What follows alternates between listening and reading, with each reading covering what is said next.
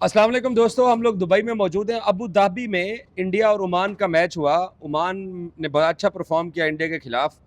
और Pakistan cricket team के साथ तो इन लोगों ने शेक हैंड नहीं किया था, लेकिन पाकिस्तानी अंपायर वहाँ पे थे, फैसल अफरीदी। न सिर्फ फैसल अफरीदी के ऊपर हमारे पड़ोसियों ने एतराज़ नहीं किया, क्योंकि वो भी तो पाकिस्तानी थे। वो भी तो ग्राउंड में आकर उन्होंने पूरा मैच खड़े होकर सुपरवाइज़ किया। और फिर जाते हुए इंडियन प्लेयर्स ने पाकिस्तानी अंपायर के साथ हाथ भी मिला लिया। ये कितनी आपत्ति की बात है, ये कितनी बड़ी जो ना उल्लंघन किया है इन लोगों ने उस मर्यादा का, जिस मर्यादा की बुनियाद के ऊपर पाकिस्तान के साथ नहीं मिलाया था।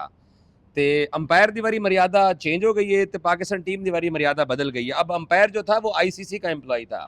आईसीसी के एम्प्लॉय पे आपको एतराज़ नहीं है, लेकिन उसका शनाख्ती कार्ड पाकिस्तानी, उसका पासपोर्ट पाकिस्तानी। सो कहने का मतलब ये, मैं इस चीज़ के हक में हूँ कि ये स्पोर्ट्समैन स्पिरिट शो करनी चाहिए दोनों टीमों को। दोनों टीमें एक दूसरे के साथ हाथ मिलाएं। जब आप खेलने ही आ गए हैं तो फिर एतराज़ किस बात का? तो आज फैसल अफरीदी के ऊपर ना तो एतराज़ किया और फैसल अफरीदी के साथ हाथ भी मिला लिए हैं। तो इतने बड़े उल्लंघन के ऊपर ये जो डबल स्टैंडर्ड्स हैं, और वो उनकी मुझे समझ नहीं आ रही है। सरदार औरंगज़ेब साहब मेरे साथ मौजूद हैं। सरदार साहब, मुझे पता है एज ए पाकिस्तानी आप चाहेंगे कि फैसल अफरीदी के ऊपर ये एतराज़ ना करते, और फैसल अफरीदी की सुपरविजन के अंदर मैच भी खेला और फैसल अफरीदी से हाथ भी मिलाए, लेकिन फैसल अफरीदी पाकिस्तानी था भाईजान। दुरुस्त कहा आपने। मैंने पहले भी शायद आपको एक दफ़ा बताया था कि मैं तो इनसे पूछता हूँ कि इन्होंने मोहसिन नकवी साहब से हाथ क्यों मिलाया। जिस मोहसिन नकवी साहब ने वो जो इनके जिस जो गुस्सा है, जो 6-0 की इनको शिकस्त हुई है, वो तो मोहसिन नकवी साहब ने साइन करके दी होगी ना। वो तो सारी फोर्सेस मोहसिन नकवी साहब के अंडर आती हैं, क्योंकि वो होम मिनिस्टर भी हैं।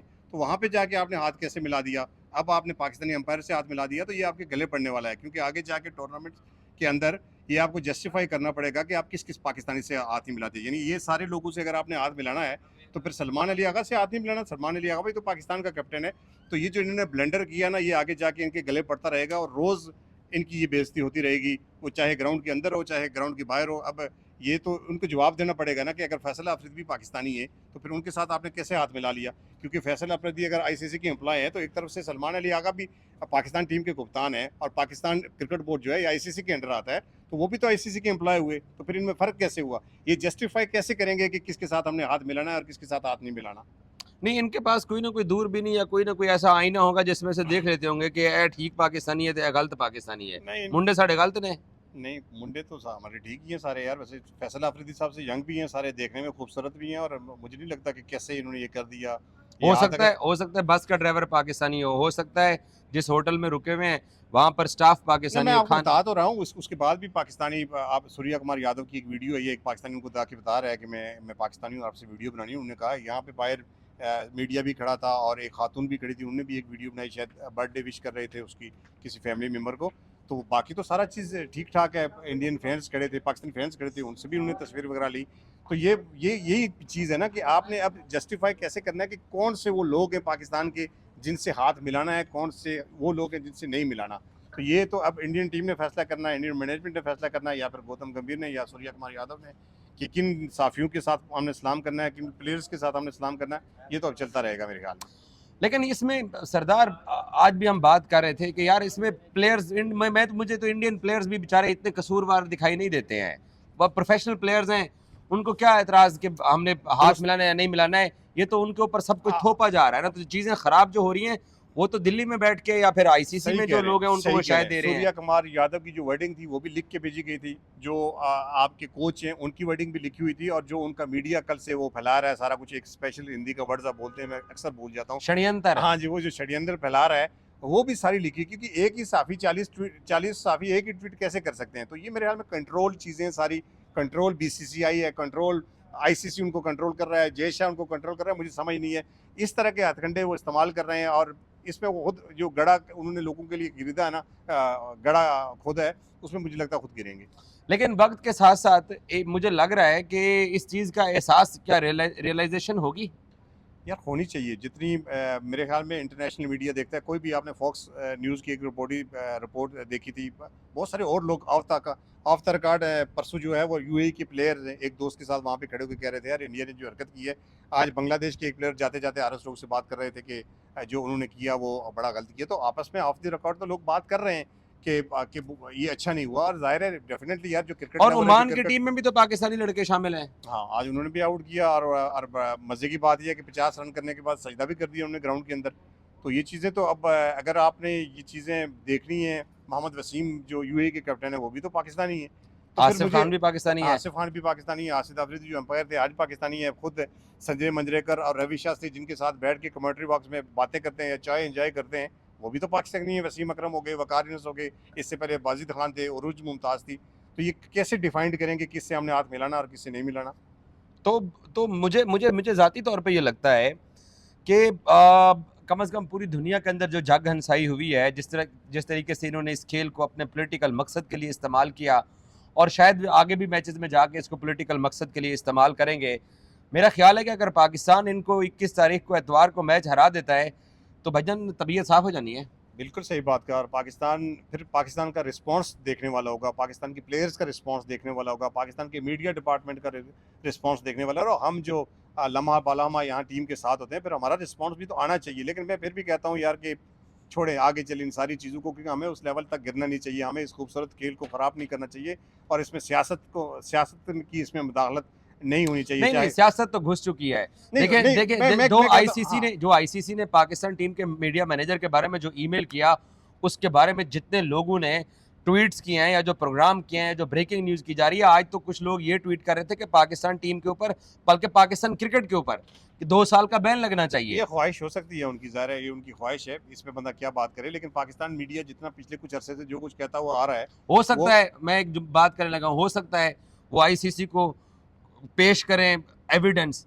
तो उन्होंने पूरी कोशिश तो की है आईसीसी को एविडेंस पेश करने की, तो क्या तो हो सकता है कोई ऐसी शायद पेश करें एविडेंस में। ये मवाद तो ढूंढना पड़ेगा, इसके लिए बड़ी कोशिश करनी पड़ेगी उनकी। तो वो जो मवाद हमारे पास है, जो जो प्रेस कॉन्फ्रेंस सूर्या कुमार यादव की है, जो गौतम गंभीर की मीडिया टॉक है, तो वो कैसे जस्टिफाई करेंगे? क्या आईसीसी सिर्फ बीसीसीआई का है या आईसीसी के बाकी मेंबर भी हैं? तो ऐसा नहीं होगा कि एक जय शाह अगर वहाँ पे बैठे हुए हैं तो वो सारा कंट्रोल कर देंगे, जैसे नरेंद्र मोदी ने जो कुछ गुजरात में किया था, उसके बाद उन्होंने अब पूरा इंडिया पे कब्जा किया। और ये सारी आइडियोलॉजी जो है ये नरेंद्र मोदी की चल रही है, और वो पाकि जो इंडियन क्रिकेट है वो उनमें घुस आई है। तो ये मेरा नहीं ख्याल कि इंडियन क्रिकेट के लिए भी ये अच्छा होगा, क्योंकि इंडिया में भी कुछ लोग ऐसे बैठे हुए हैं। कल हम एक प्रोग्राम देख रहे थे जिसमें विक्रांत गुप्ता और दूसरे लोग भी बैठे हुए थे, वहाँ पे जो एंकर थे उन्होंने भी सवाल उठाया यार कि वो जो आपकी एम्बेरसमेंट हुई है, उसका बदला जे कि आप पाकिस्तान जो 3-4 प्लेयर आउट करके आप कैसे ले सकते हैं? और तो मैं वहाँ पे एक भी और आवाज़ें और उठना मैं शुरू हो गई हैं। और मैं एक और बात बता दूं अपने पड़ोसियों को, कोई भी टूर्नामेंट जब शुरू होता है तो उस टूर्नामेंट से पहले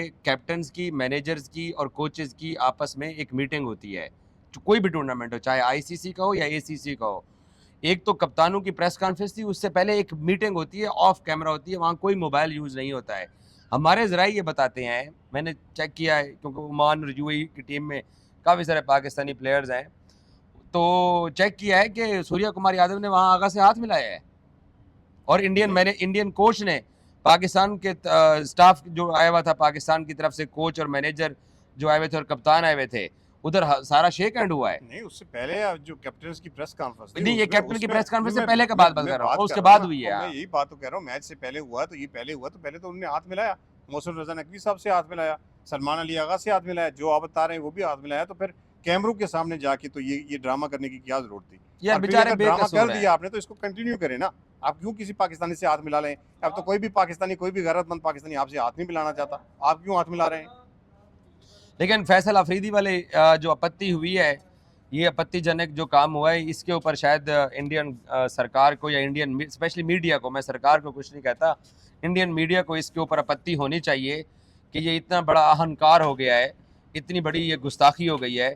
तो इसके ऊपर ज़रूर उनको शोर मचाना चाहिए और ज़रूर उनको जनाब वो अपने गाल लाल करने चाहिए कि अंपायर पाकिस्तानी था, उसके साथ आपने हाथ कैसे मिला लिया। आपकी बात मैं क्लोज कर रहा हूँ, सही थी कि किस किस से बचेंगे, किस किस का आईडी चेक करेंगे, किस किस को कहेंगे कि हम इस पाकिस्तानी से हाथ नहीं मिलाते, हम उस पाकिस्तानी से हाथ मिलाते हैं।